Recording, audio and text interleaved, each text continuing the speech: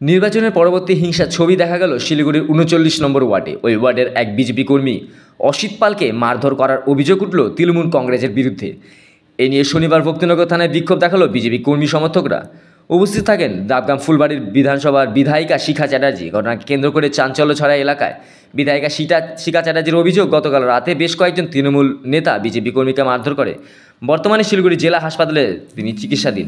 ওই নেতা এবং তার কর্মীদের ওপর কেন এরকম ধরনের হেনস্থা করা হলো তার প্রতিবাদেই আজ থানায় বিক্ষোভ দেখান। অভিযোগ পরবর্তীতে বিধায়ক সহ কিছু নেতা থানার ভিতরে প্রবেশ করে অভিযোগ জমা করেন।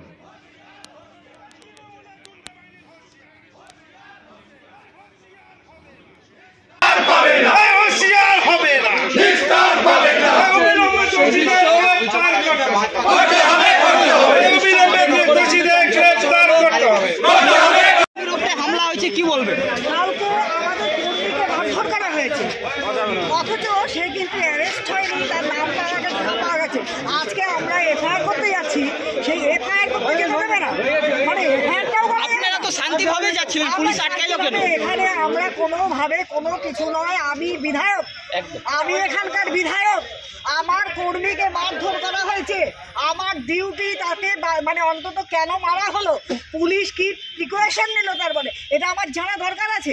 আমি আইসি সাহেবকে মানে ওখানে দেখা করতে যাচ্ছি এবং এফআইআরটা দেবো ওনার কাছে যে আপনি উপযুক্ত ব্যবস্থা নিন। পুলিশ ওদেরকে না ধরে আপনাকে আটকাচ্ছে, কর্মীদেরকে আটকাচ্ছে। শান্তিপূর্ণভাবে আমরা এসেছি। আজকে ওনার কাছে, উনি প্রশাসন, ওনার কাছে আসা হচ্ছে, আমরা নিজেদের হাতে কিন্তু আমরা আইন তুলে নিয়ে নিই। আমরা কিন্তু তাকে চেনা গেছে, তাকে ধরে টেনে এনে মারিনি। বিজেপি কিন্তু এমন একটা দল যারা বিশৃঙ্খলা সৃষ্টি করে না।